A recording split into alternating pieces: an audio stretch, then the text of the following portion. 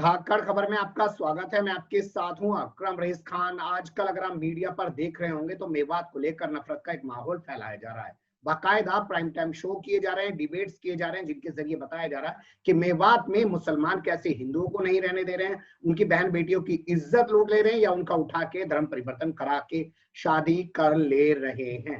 लेकिन क्या कभी आपने देखा कि किसी मीडिया ने दिखाया हो कि पूरा हरियाणा इतना चकाचक है, सड़कें चकाचक हैं, तमाम हरियाणा में आप जब जाएंगे इंडस्ट्री के मामले में हिसार, रोहतक, तमाम जींद और ये इलाके, पानीपत जैसे इलाके, सोनीपत जैसे इलाके देखने को मिलते हैं, लेकिन मेवात इतना पिछड़ा क्यों है? वहां पे पक्की गलियां तक नहीं है लोगों के पास में। वहां लोग आज भी पशुपालन करके अपना जीवन व्यतीत करते हैं। एक लंबे अरसे से वो लोग मांग करते हैं कि हमारे यहाँ पे यूनिवर्सिटी बनाई जाए, स्कूल बनाए जाए, हॉस्पिटल्स बनाए जाए, अच्छे संस्थान हमारे यहाँ दिए जाए। लेकिन उनको दिया क्या गया? डंपिंग यार्ड यानी कि डंपिंग ग्राउंड, वहां लाके गुड़गांव का कूड़ा डंप किया जाएगा। तो इसका विरोध मेवातियों ने शुरू कर दिया।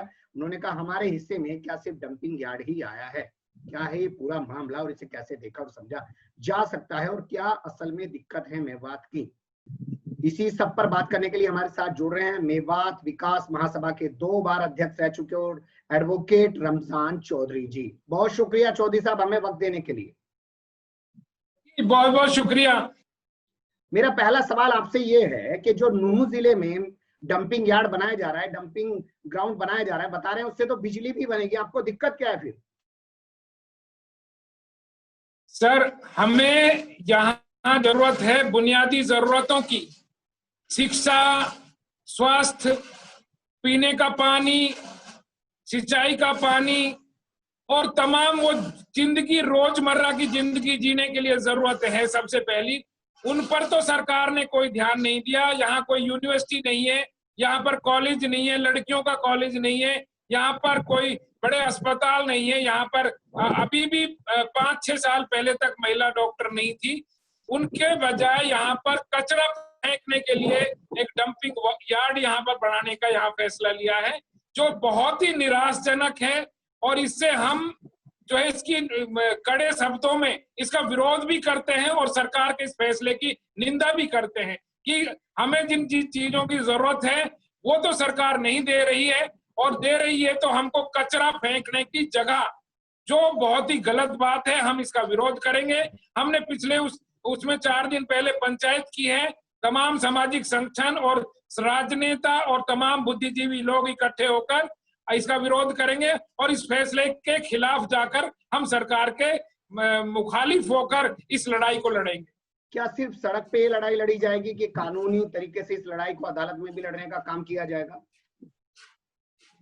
देखिए, सामाजिक तौर पर हम इसको सड़कों पर लड़ेंगे, कानूनी तौर पर अदालतों में लड़ेंगे, और राजनीतिक तौर पर हमारे यहाँ 3 एमएलए हैं और हमारे 2-3-4 एमएलए और भी हमको सपोर्ट करते हैं। राजनीतिक तौर पर विधानसभा में लड़ेंगे और इस डंपिंग यार्ड, जो कचरा का डब्बा यहाँ बनाने की कोशिश की जा रही है, मेवात इलाके को सड़ाने की कोशिश की जा रही है, इस हरकत को हम कभी भी कामयाब होने नहीं देंगे। क्या ये विरोध मुसलमानों का विरोध है, क्योंकि जैसे मीडिया बात करता है उसी स्टाइल में मैं पूछना चाह रहा हूं आपसे, या पूरे मेवात का विरोध है? ये पूरे मेवात का विरोध है। मेवात विकास सभा पूरे मेवात का संगठन है। यहाँ के तमाम राजनेता इसमें जुड़े हुए हैं, बुद्धिजीवी लोग जुड़े हुए हैं और दूसरे और संगठन भी इसका विरोध कर रहे हैं। तो ये कोई एक नूह का विरोध नहीं है, पूरी मेवात क्षेत्र का विरोध है कि हम यहाँ कचरे का डब्बा नहीं बनने देंगे। एक सवाल ये बताइए, हरियाणा हमेशा चकाचक दिखाई देता है, जैसे मैंने अपने इंट्रो में कहा कि इंडस्ट्री के मामले में और अपना खेती के मामले में, लेकिन ये हमेशा से मेवात का इलाका इतना पिछड़ा क्यों रहा? क्या इसलिए क्योंकि मुस्लिम बाहुल्य इलाका है, मुस्लिम ज्यादा है यहाँ, सरकार इसलिए पिछड़ापन रखना चाहती है? हाँ, सरकारों का, चाहे वो कांग्रेस की सरकार रही हो या बीजेपी की सरकार या इनेलो की सरकार रही हो, उन्होंने डिस्क्रिमिनेशन किया, यहाँ पर भेदभाव किया है, और सिर्फ इसलिए कि यहाँ मेव बाहुल्य क्षेत्र है, मुस्लिम ज्यादा रहते हैं। और चूंकि जब मुल्क आजाद हुआ था तो यहाँ लोगों के पास 34% नौकरियां थी, यहाँ के स्कूल अच्छे थे, यहाँ की स्वास्थ्य सेवाएं अच्छी थी, यहाँ की लड़कियों ने आजादी से पहले भी तो MBBS डॉक्टरी पास कर रखी थी, डॉक्टर रहीम खान जैसे अमेरिका में बसते थे, लेकिन आजादी के बाद एक पढ़ी लिखी जो हम जनरेशन थी वो पाकिस्तान माइग्रेट कर गई, और जो यहाँ पर कुछ लोग रह गए उनके साथ जबरदस्त भेदभाव किया सरकारों ने, और इस इलाके को पीछा रखने में सरकारों का और यहाँ का जो प्रतिनिधित्व है उनका बहुत बड़ा रोल रहा। क्यों ऐसा किया गया? खासकर मैं समझना चाहता हूँ मेवात को लेके कि मेवात को हमेशा पिछड़ेपन में रखने की कोशिश की गई। कोई राज्य क्या अपने एक जिले को, अपने एक इलाके को या अपने 2 जिलों को पीछे छोड़ के विकास में आगे बढ़ सकता है? उसके पीछे दो मेन चीजें रही हैं। एक तो यहाँ के जो नुमाइंदे हैं उनकी नीयतें ठीक नहीं रही। उनको ऐसा लगता था कि अगर यहाँ के लोग पढ़ लिख गए तो तुम्हारी जो 90 साल से और 99 साल से जो एक स्थापित राजनीति है जो चली आ रही है अनपढ़ता की बिना पर, वो राजनीति यहाँ पर खत्म हो जाएगी अगर इस इलाके को पढ़ा लिखा दिया तो। एक तो राजनेताओं की जो स्थापित राजनेता हैं उनकी नीयत ठीक नहीं है।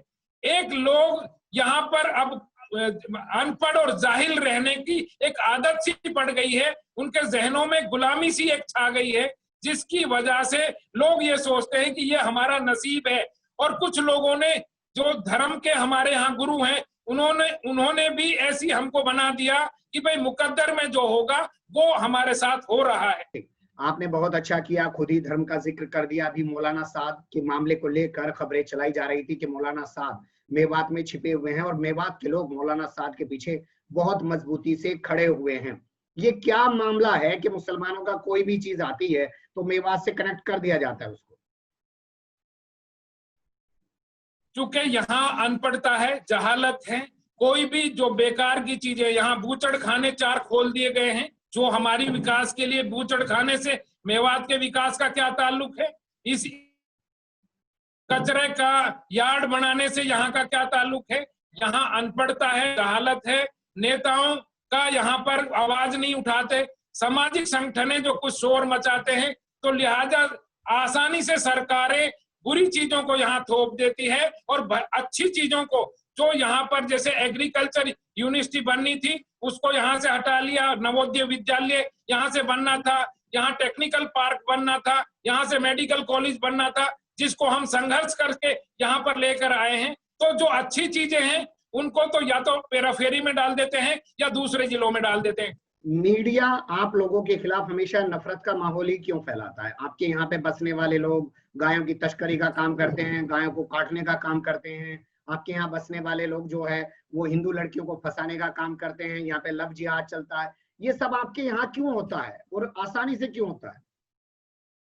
देखिए जनाब, यहाँ पर आप आकर विजिट कीजिएगा।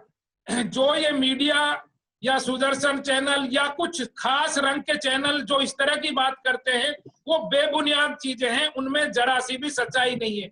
मेवात यहाँ से दिल्ली से 70 किलोमीटर दूर है। यहाँ से जैसा भाईचारा पूरी दुनिया में नहीं, पूरे देश में नहीं दिखेगा। यहाँ पर साझा संस्कृति है, यहाँ पर भाईचारा है, यहाँ आपस में एक दूसरे की इज्जत करते हैं। अगर किसी साझा संस्कृति का, कंपोजिट कल्चर का अगर कोई नमूना देखना है तो मेवात में आकर देखिएगा कि जर्नल सीटों से जो जर्नल सीटें हैं वहां से जो रिजर्व पंचायतें हैं वहां रिजर्व को बना देते हैं और रिजर्व सीटों से मतलब जो वहां चुन नहीं सकते उन प्रतिनिधियों को यहाँ पर चुन दिया जाता है, इसलिए कि भाई वो उनको भी हक है। तो बहुत सारी चीजें यहाँ पर ऐसी देखने को मिलती है जो दूसरी जगह जिनकी मिसालें नहीं दी जा सकती।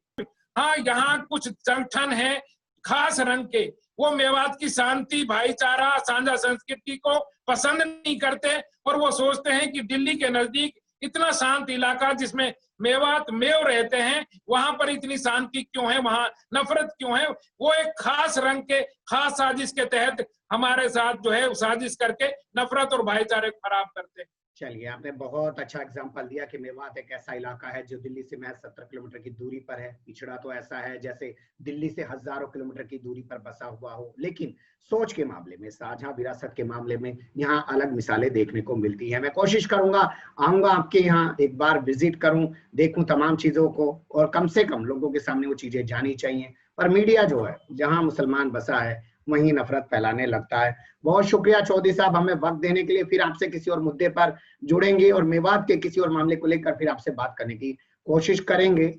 बहुत शुक्रिया।